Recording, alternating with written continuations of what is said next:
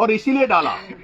वहां भी मेरा जुर्म इतना बड़ा नहीं था, लेकिन कि नरेश मीणा बाहर रहेगा तो डोंगरी बांध के आंदोलन में जाएगा, तो इसलिए वहां 40 दिन मेरे को जेल में डाला।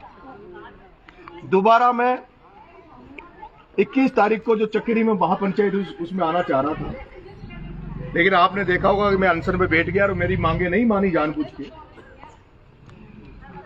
जानबूझ के मेरी मांगे नहीं मानी। सरकार की तरफ से कोई नुमाइंदा मेरे से बात करने नहीं आया, और इस कारण से मैं हॉस्पिटल में पड़ा था। और हॉस्पिटल में भी जो लोग मेरे से मिलने जाते थे उनको पता होगा, 50 सिपाही वहां हॉस्पिटल में मेरे लिए बिठा दिए थे कि कहीं रात को उठ के नहीं चला जाए। पहली बार है कि जब एक आदमी भूख हड़ताल करके, अन्न त्याग करके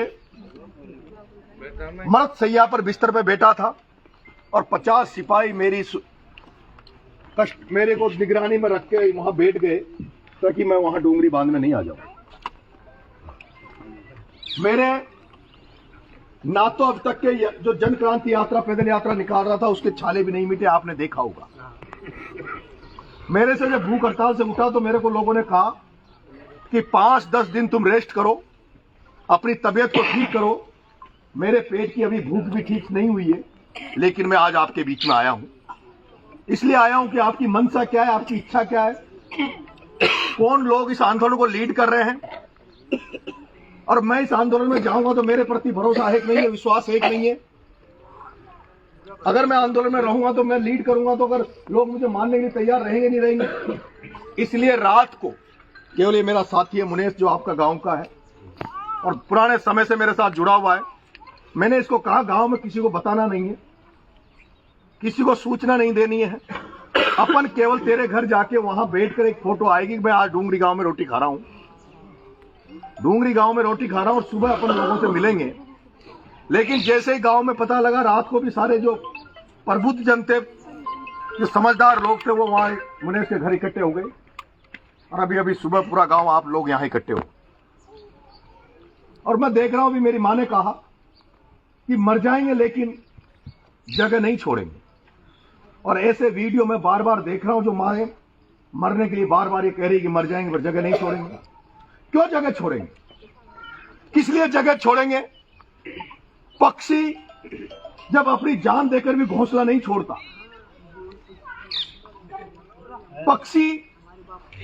पक्षी जो जान देकर भी घोंसला नहीं छोड़ता, तो हम तो आदमी हैं। हमारी पीढ़ियां दर पीढ़ियां यहां रही है। एक कहावत है, जननी जन्मभूमि स्वर्ग से महान है।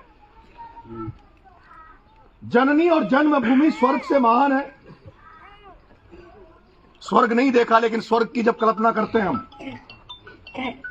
तो स्वर्ग एक ऐसा होता है जहां दुख दर्द का कोई नाम नहीं, जहां कष्टों का कोई काम नहीं।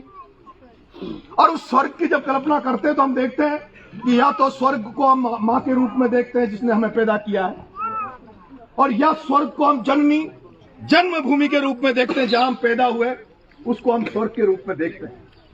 आज इस गांव के लोगों को, आपको ये कह दिया जाए कि इस गांव को छोड़ दो, घरों को छोड़ दो, आपको हम दिल्ली में 5 स्टार होटल में रखेंगे, मुझे नहीं लगता 5 दिन भी आप उस होटल में रहोगे। 5 दिन भी नहीं रहकर आप वापस अपने गांव में आ जाओगे, क्योंकि ये हमारी जन्मभूमि है, जहां हम पैदा हुए, जहां से हमारा खून का रिश्ता है। मैं रात को भी कह रहा था कि 1 इंच खेत की मेड़ अगर कोई भाई भी फाड़ देता है, उसको टॉर्चर, वो परेशान करता है, तो हम सगे भाई को मार देते हैं, उसके गंडासी दे देते हैं। तो जब 1 इंच मेड़ के लिए हम अपनी भाई को मार सकते हैं, तो क्षेत्र गांव में ये हजारों लाखों लोगों की जमीन जायदाद, खेत परिवार, जानवर, वो कैसे अपने घरों को छोड़ देंगे? और छोड़ भी दो तो मैं आपसे कहना चाहता हूं, जहां जहां विस्थापन हुआ है, आप बिशलपुर में चले जाओ, जहां गांव डूब में आए थे वो लोग चले गए थे। आज आप उन बिशलपुर वालों की हालत देखोगे जहां विस्थापन हुआ है, वो नरक की जिंदगी जी रहे हैं, जीते जी नरक की जिंदगी जी रहे हैं। उनके पास कोई व्यवस्था नहीं है, कोई सुविधा नहीं है।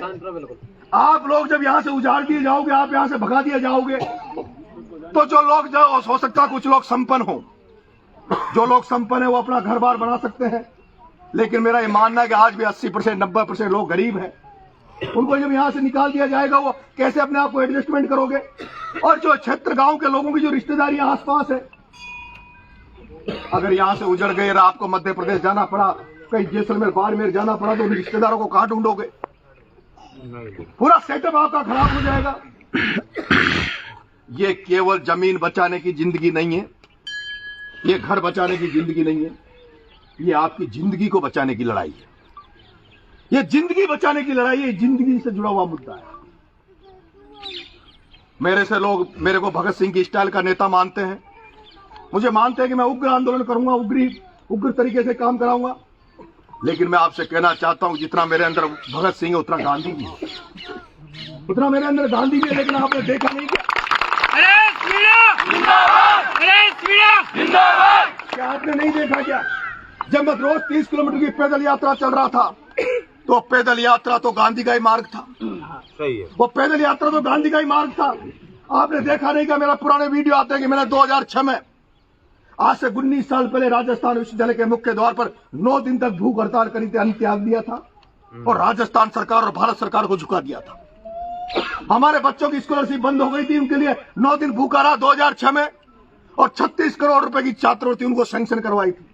आपने अभी भी देखा होगा, एक सत्याग्रह मैंने 2017 में किया, 9 दिन मुझे जेल में डाल दिया, 9 दिन तक मैं जेल में भूखा पड़ा रहा, किसानों की लड़ाई लड़ रहा था। और आपने अभी देखा होगा उन 9 बच्चों के लिए, उन 7 बच्चे जो दलित थे, आदिवासी थे, लोधा समाज के थे, उन 7 बच्चों को न्याय दिलाने के लिए आपका बेटा 15 दिन अन्न को त्याग कर हॉस्पिटल में पड़ा रहा, आईसीयू में पड़ा रहा। मेरे से ज्यादा मजबूत तरीके से गांधी की लड़ाई लड़ सकता है? भगवान ने मुझे 25 साल का इतना अनुभव दे दिया, इतना आंदोलन कर लिए कि अगर ये आपके लोग अगर नरेश मीणा पे भरोसा करेंगे, जो मार्ग आप प्रशस्त करोगे, जो मार्ग आप दिखाओगे, जब तक आप नहीं कहोगे कि अभी तक टेढ़ी अंगुली करने की जरूरत नहीं है, तब तक टेढ़ी अंगुली नहीं करूंगा। आप ही के आदेश की पालना करूंगा, कमेटी के आदेश की पालना करूंगा।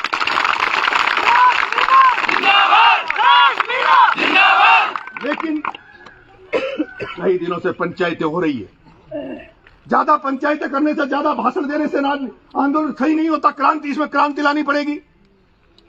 इसमें माला और छापा का काम नहीं होना चाहिए। माला और छापा तो जिस दिन आपकी जीत हो जाए, जिस दिन डूंगरी बांध रद्द हो जाए, उस दिन नेताओं को पहनाना, उसके पहले माला। भाषणबाजी इस आंदोलन में नहीं होगी।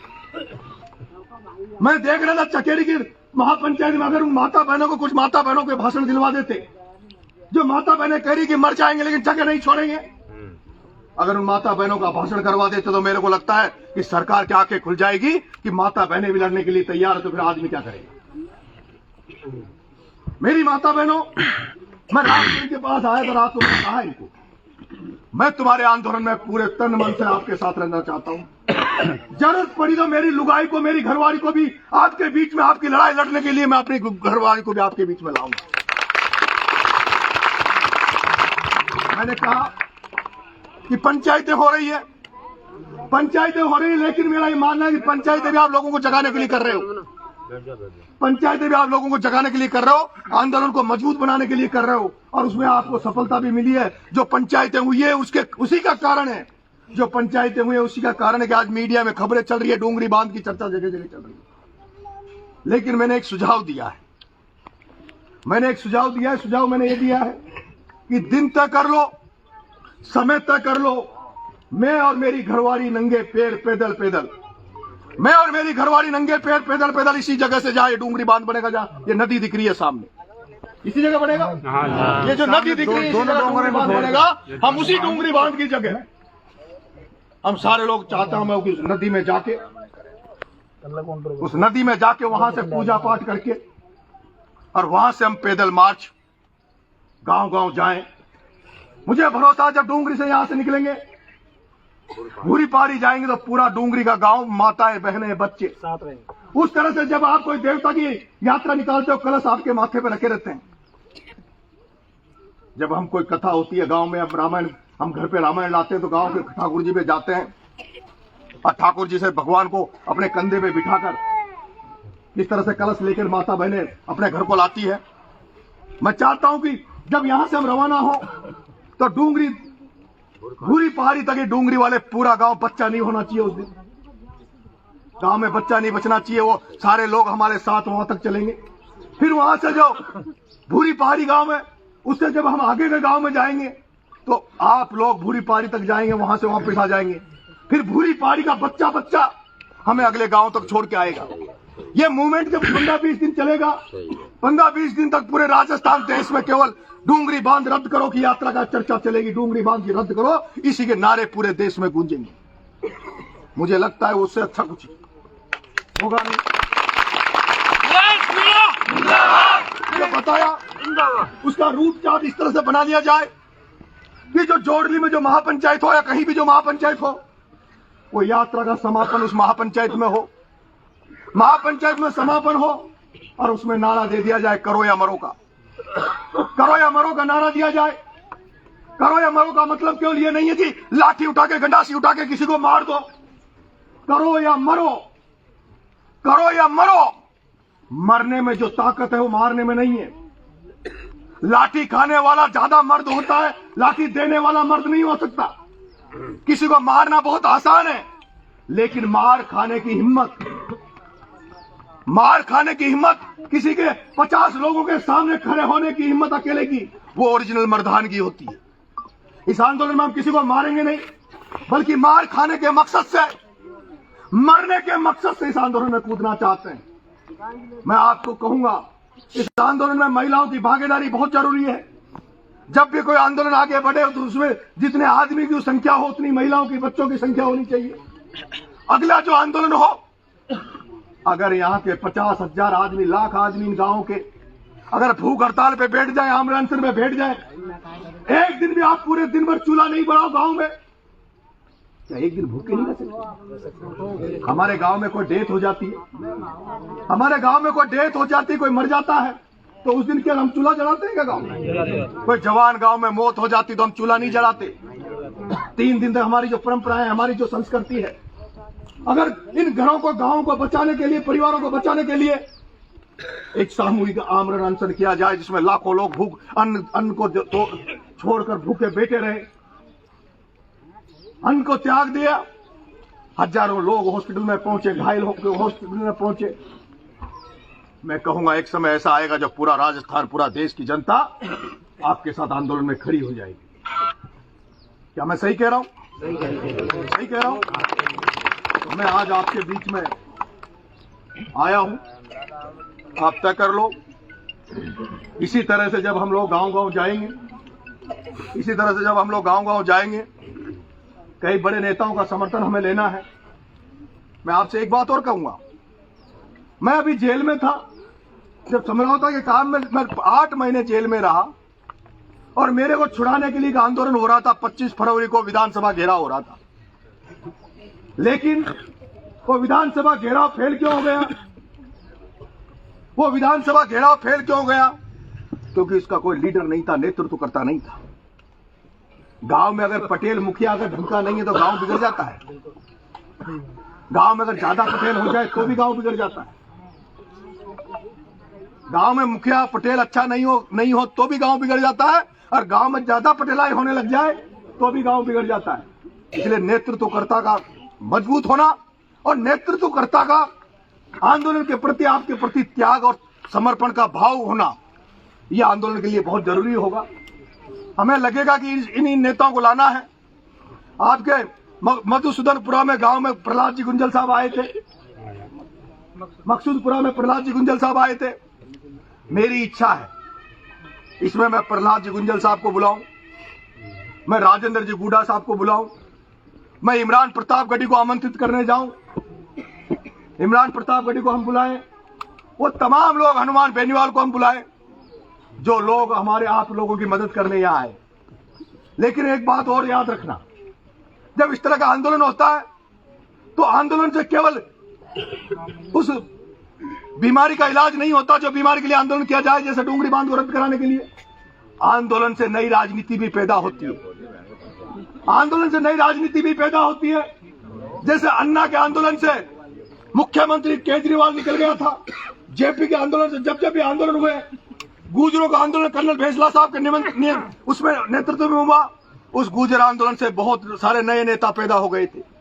इस आंदोलन में भी जब चलेगा आंदोलन तो हो सकता है डूंगरी में से कोई नया नेता पैदा हो जाए, भूरी पहाड़ी में से कोई नया नेता पैदा हो जाए। वो नेता पैदा होंगे जो अच्छा बोलना जानते होंगे, अच्छा लड़ना जानते होंगे। और राजस्थान की राजनीति में एक और नाटक चल रहा है कि कोई अच्छा नेता पैदा नहीं होना चाहिए। बाप एमएलए तो बेटा एमएलए बने, दादा एमएलए तो बेटा एमएलए बने। और वो लोग जो इस तरह के बैठे हैं कि हमारे घर में नेतागिरी रहे, हमारे परिवार में नेतागिरी रहे, कोई नया नेता नहीं पैदा हो जाए, वो लोग इस आंदोलन को तोड़ने का प्रयास कर रहे हैं। वो लोग आंदोलन को तोड़ने का प्रयास कर रहे हैं जो बीजेपी सरकार में बैठे हैं, जो भजन लाल की चमचागिरी करते हैं, उसकी आरती उतारते हैं। वो भजन लाल की आरती उतारने वाले लोग, वो लोग आपके बीच में आके मन मुटाव करेंगे, आपके बीच में इस आंदोलन को तोड़ने के लिए फूट डालने का काम करेंगे। वो कहेंगे 5 गांव डूब में आ रहे हैं, वो कहेंगे 4 गांव डूब में आ रहे हैं, तुम्हारा क्या फर्क है, बाकी लोग इनके साथ क्यों लग रहे हो? अरे वो 5 गांव नहीं, 5 गांव नहीं, अगर अकेला डूंगरी भी डूबेगा तो डूंगरी के लिए भी तो लड़ना चाहिए। वो डूंगरी में भी तो हमारे रिश्तेदार आज मुद्दा ये नहीं है कि क्षेत्र गांव है, 300 गांव है, 500 गांव है। मुद्दा है कि एक भी घर क्यों उठे, एक भी घर क्यों उजड़े। इसलिए उनसे बच के रहना, उनसे बच के रहना। आने वाले चुनाव में, पंचायत राज चुनाव वाला, उसमें कह दो। और आने वाले चुनाव में नहीं, जब तक हम जिंदा है, जब तक हम जिंदा है, राजनीति में वोट देने का नंबर आया तो उसी को वोट देंगे जो डूंगरी बांध में ईमानदारी से साथ देगा, नहीं तो मैं देख रहा हूं कई सरपंच हैं, अभी कई सरपंच है। सरपंच आज सबसे बुरी जात हो गई, सरपंच सबसे बुरी जात हो गई। सरपंच तुम्हारे साथ नहीं आएंगे क्योंकि उनको तो पैसा कमाना, ठेकेदारी करनी है। सरपंचों को ठेकेदारी करनी है, पंचायत में पैसा कमाना है। वो लोग तो उनके दरवाजे पे ढोक देते फिरेंगे, जिनको उनसे पैसा चाहिए, एमएलए एमपी के दरवाजे पे ढोक देते रहेंगे।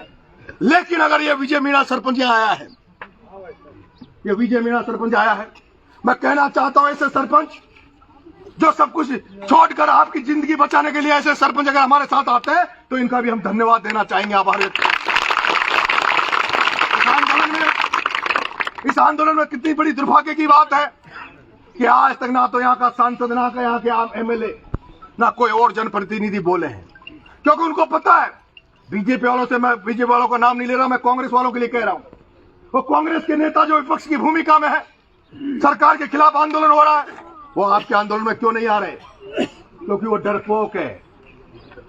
उन्हें डर लगता है, उन्हें डर लगता है कि ये जनता एक दिन खड़ी होगी, जनता कुर्बानी देने के लिए तैयार होगी। उन्हें डर लगता है कि अगर एक भी आदमी मर गया तो हमारे तो 302 में जेल जाना पड़ेगा, हमें तो हमारी नेतागिरी खत्म हो जाएगी, इसलिए वो नहीं आ रहे। आपके साथ आंदोलन में वही आएंगे जो सब तरह से तैयार है, जेल जाने के लिए भी तैयार होने वाले व्यक्ति।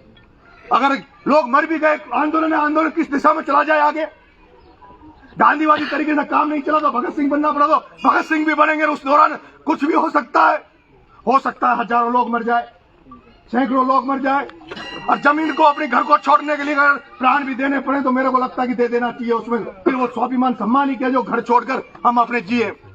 महाराणा प्रताप अपने उदयपुर की उसको बचाने के लिए जंगलों में रहा, गढ़ किले छोड़ दिए, हाथी घोड़े छोड़ दिए, सबको छोड़ के जंगलों में घास की रोटी खा। किस लिए? केवल इसलिए कि उदयपुर पे आकर दिल्ली की सल्तनत कब्जा नहीं कर ली। तो इसलिए आप सबको तैयार रहना चाहिए। उन नेताओं को आह्वान करो, उनको बोलो कि या तो हमारे साथ लग जाओ, बीजेपी वालों को मत बुलाओ, वो तो आएंगे भी नहीं। लेकिन कांग्रेस वालों को कहो या तो तुम हमारे बीच में आ जाओ, नहीं तो दोबारा हमारे इलाके में घुस मत जाना, गांव में घुस मत जाना, क्योंकि मैं बीजेपी में तो नहीं हूं, तो बीजेपी के तो नहीं है। सही बात है कि नहीं है? जब जोड़ली में मीटिंग हो, तो फेसबुक पर आमंत्रित करो, किसी के दरवाजे पे भीख मांगने मत जाना, किसी को निमंत्रण देने मत जाना। आज निमंत्रण यहीं से जा रहा है, पंचायत से जा रहा है। मैं निमंत्रण दे रहा हूं आपके डूंगरी गांव से रामकेश मीणा को, मैं निमंत्रण दे रहा हूं डूंगरी बांध के रामकेश मीणा को, मैं निमंत्रण दे रहा हूं सपोटरा के रमेश मीणा को, मैं निमंत्रण दे रहा हूं हरीश जी मीणा सांसद को। यहां से जो आपके जो कांग्रेस के चुनाव लड़ते हैं, आपके कौन सा खंडार पड़ता है, अशोक बेरवार और भी जो लोग, उन सबको निमंत्रण देता हूं कि ये तो कांग्रेस के नेता जो एमएलए एमपी बनना चाहते हैं या बन गए, वो या तो अगली पंचायत में आ जाना, नहीं तो सोच मत लेना, वोट तो क्या तुम्हें जूते की मालाएं मिलेगी गांव में।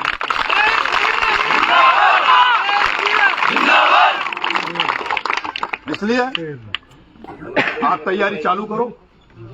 आपका आदेश जिस दिन होगा, आदेश होगा, कमेटी तय कर ले। कमेटी जो भी मुझे आदेश देगी, आज आपके बीच में आया हूं, अभी बुरी पाड़ी भी लोग मिलेंगे, उनसे भी बात करूंगा।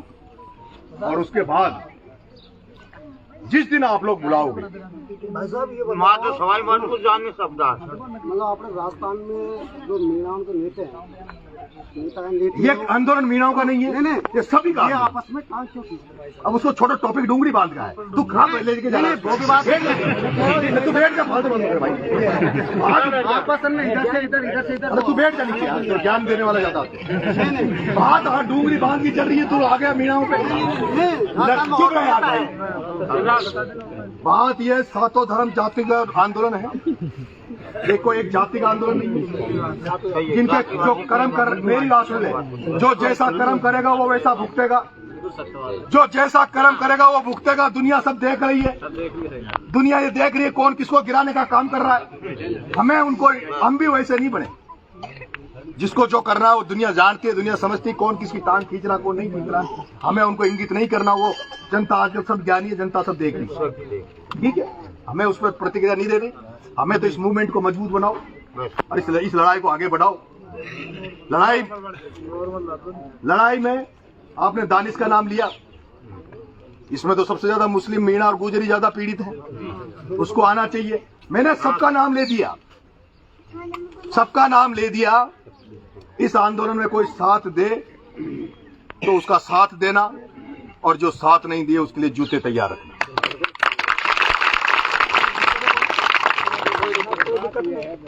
तो आप लोग जब भी आदेश करोगे, जब भी बुलाओगे, मैं आ जाऊंगा। लेकिन बिना बुलाए आज मैं आपके बीच में आया था। मैंने अपनी सारी बात आपके बीच में रख दी। वैसे तो मैंने बनोट आया उस दिन भी रखी। आप लोग आदेश करोगे, कमेटी आदेश करेगी तो इस आंदोलन में आऊंगा, नहीं तो नहीं आऊंगा, ठीक है। सभी लोग आमंत्रित करेंगे तो इस आंदोलन में आऊंगा, नहीं तो नहीं आऊंगा। मैं जबरदस्ती आ जाऊं, जबरदस्ती डोलता फिरूं, और यहाँ आने के बाद भी अच्छा काम करने आऊं और लोग बुराई मेरे मान दे, तो मुझे भी ऐसा शौक तो नहीं है। मुझे ऐसा शौक नहीं है कि मैं अच्छे काम के लिए आऊं और बुराई का ठीकरा मेरे माथे में दे। तो इसलिए जो भी कमेटी और जो लोग क्षेत्र गांव के लोग जो तय कर लेंगे उसकी पालना करूंगा। जिस दिन आप आदेश कर दोगे कि अब आप आ जाओ, हम तैयार हैं। कुछ दिन मैंने एक मोटी रूपरेखा आपको छोटी सी बताई है कि मेरा जो प्लान है वो मैंने आपको रख दिया है, और उससे जो जन जागृति आएगी वो भी मैंने आपको बताया। अब आप तय कर लेना कि भाई क्या करना है क्या। धन्यवाद। राम राम साहब।